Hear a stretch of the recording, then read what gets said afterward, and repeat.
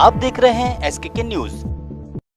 कालिदी बिहार स्थित अजय मिश्र की बसंत राव जूता फैक्ट्री में कार्यरत सुरक्षा गार्ड अजय मिश्र की अचानक मौत ने फैक्ट्री संचालकों और पुलिस प्रशासन के ऊपर कई सवाल खड़े कर दिए हैं। मंगलवार देर शाम ड्यूटी के दौरान अचानक उनकी मौत हो गई।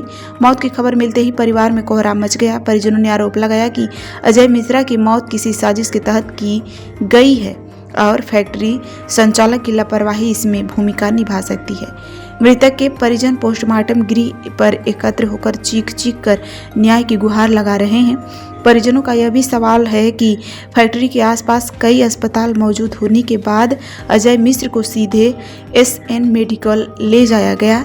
इस घटना ने फैक्ट्री संचालकों पर गंभीर आरोप खड़ा कर दिए हैं। अब देखने वाली बात यह होगी कि थाना हरि पर्वत पुलिस इस मामले में क्या कार्रवाई करती है और जल्द ही सच्चाई सामने आती है। मेरा नाम अमित मिश्रा है जी। क्या घटना घटित हुई है? घटना हमारा भाई ओवरसीयर फैक्ट्री में, जूता फैक्ट्री में, अमर उजाला फैक्ट्री ठीक सामने HP पेट्रोल पंप के बगल से वो फैक्ट्री है। हमारा भाई 8 बजे से लेकर शाम को 8 बजे तक नौकरी करता था और हमारा भाई फैक्ट्री वालों ने मारा है और हमारे भाई को SN में लेके मरा हुआ घोषित करके SN लेके आए हुए हैं और भाई को मेरा मारा है और मैं आपको कोई सूचना नहीं दी? कोई सूचना नहीं। मैं उचित कार्रवाई चाहता हूँ, प्रशासन को कहता हूँ मेरी उचित कार्रवाई की जाए। बस मैं यही बार कहता हूँ। SN में मेरा भाई मरा घोषित पाया है। क्या नाम? मरा घोषित आया है। अजय मिश्रा मेरा भाई का नाम है। मेरा नाम अमित मिश्रा है। कालिंदी बिहार निवासी हूँ। मेरा भाई किराए से रहता था और 2 बच्चियाँ हैं। कोई भी कमाने वाला घर में नहीं है सदस्य। मेरा भाई मारा है। SN क्यों लेके आए? SN के अलावा और वहाँ भी तो तमाम हॉस्पिटल थे, वहाँ क्यों लेके नहीं गए? मेरा भाई मारा है। फतेहपुर 84 थाना क्षेत्र के सालेपुर गांव में 17 वर्षीय युवती की संदिग्ध परिस्थितियों में मौत से इलाके में सनसनी फैल गई। खेत में नीम के पेड़ से युवती का शव मिलने से गांव में हड़कंप मच गया। मृतक की पहचान सालेपुर निवासी ज्योति के रूप में हुई है। परिजनों के अनुसार ज्योति 2 दिन पहले एक युवक के साथ घर से गई थी। इसके बाद से उसका कोई सुराग नहीं मिल पाया था। अब खेत में शव मिलने के बाद परिजनों ने हत्या की आशंका जताई है। घटना की सूचना मिलते ही फतेहपुर 84 थाना पुलिस मौके पर पहुंची और शव को कब्जे में लेकर पंचनामा भरते हुए पोस्टमार्टम के लिए भेज दिया। पुलिस का कहना है कि मामले के हर पहलू से जांच की जा रही है। संदिग्ध युवक समेत सभी संभावित बिंदुओं पर छानबीन की जा रही है। पोस्टमार्टम रिपोर्ट आने के बाद ही युवती के मौत के कारण का स्पष्ट खुलासा हो सकेगा। फिलहाल मामले को लेकर गाँव में तनाव का माहौल बना हुआ है और पुलिस सतर्कता बरत रही है। क्या नाम है आपका? गुलाब शंकर साहब। गुलाब जी, ये कौन सी मृतक आपकी? हमारी बेटी थी। ये कब से लापता थी? ये 3 दिन से लापता थी और हम बाहर थे। जब हमको पता चला, जब हम सुबह आए तो हमको वहाँ उसके साथ रेप किया है, उसको मार के टांग दिया लिमी में। हमको शाम को पता चला था, कल वो मिल नहीं रही है। तब घर वाले फिर बात बताए तो शाम को बैठा। हम सुबह पहुँचे तो हमको मरी जब गाँव पहुँचे। ये गांव के बाहर मिला था, 1000 दूरी, 1 किलोमीटर दूरी पर लिम्मी के पेड़, छोटा पेड़ था, उसमें से लटका था। ये मारी टांग दिया है। हाँ, साल सब ऐसे ओढ़े हैं, सब कुछ बात है। राम जी ने यही भगा के ले गया। हाँ जी, ये सिलेपुर का गांव के। नहीं, पहले कोई नहीं मिली थी। बात जो है हमको यही, मतलब पहले कोई नहीं मिली थी।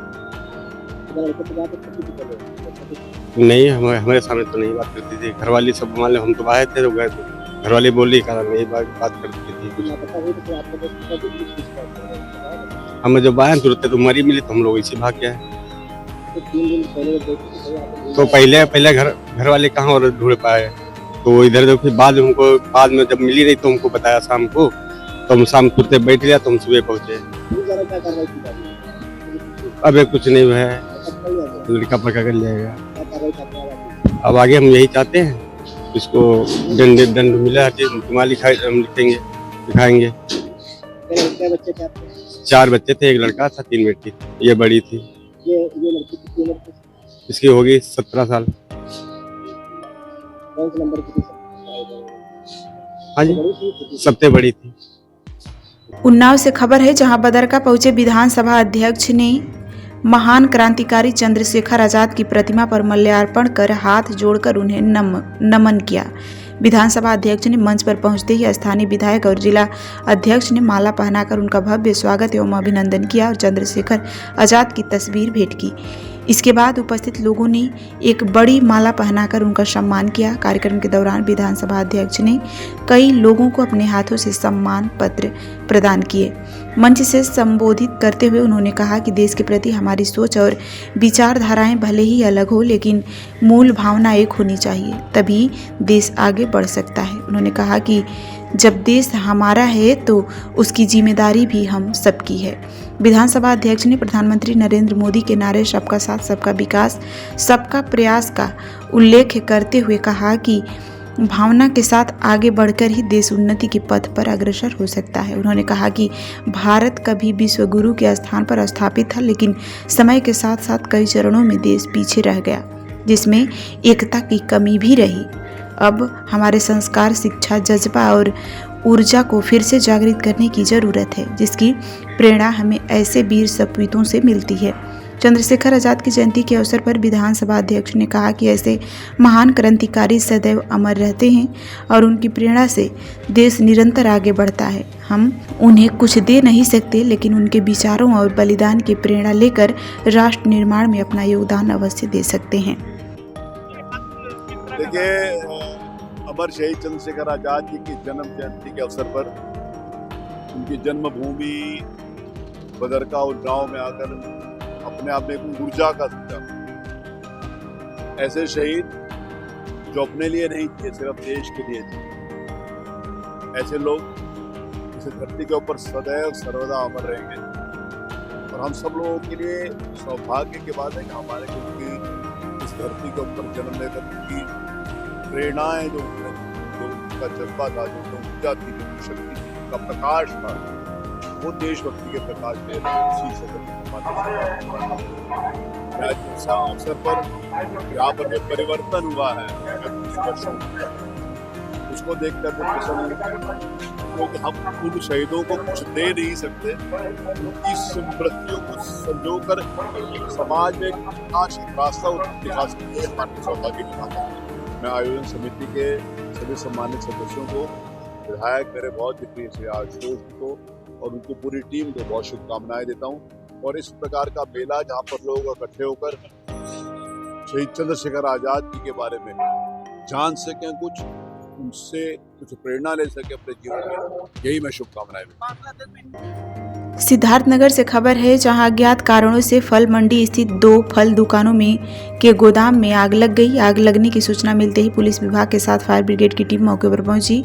आग ने देखते ही देखते विकराल रूप धारण कर लिया, लेकिन बड़ी कड़ी मशक्कत के बाद उस पर काबू पा लिया गया।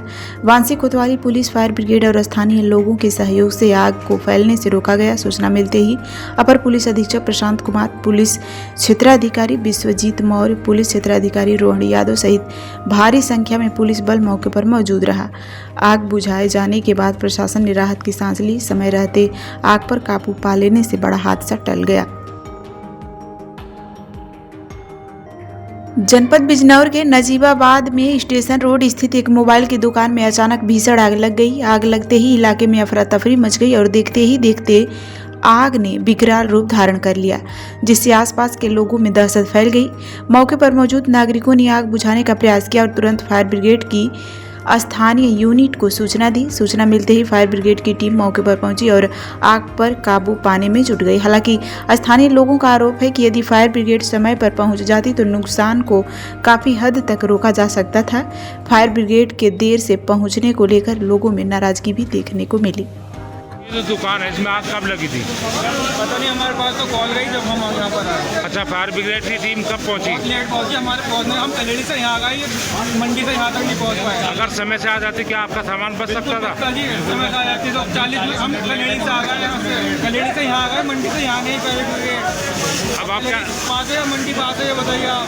अब आप क्या चाहते हो? प्रशासन से चाहिए हमें, जो नुकसान हुआ उसकी भरपाई करें प्रशासन। जनरल साहब, यहाँ पर दुकान में आग लगी है, आप मौके मौजूद है, क्या कहना चाहिए? आज शाहिद मियाँ की दुकान में आग लगी है। आदमी की पूरी ज़िंदगी कमाई होती है, दुकान लगाने में उधार भी लेता है, इधर उधर से भी करता है, तो ये बहुत बड़ा एक झटका है उनकी ज़िंदगी में। और बस यही दुआ कर सकते हैं कि आने वाले टाइम में वो इतना कमाए कि इस हादसे को भूल जाएं, ये हादसा उनको छोटा लगे, इतना ज़्यादा कमाए। लोगों का आरोप है कि कई घंटे बाद अग्निशमन पहुंची है, इसको लेकर क्या कहना चाहोगे? जल्दी आने चाहिए फायर ब्रिगेड वालों को, और इस बारे में हम वार्ता करेंगे कि इस तरह और जल्दी आया जा सकता है।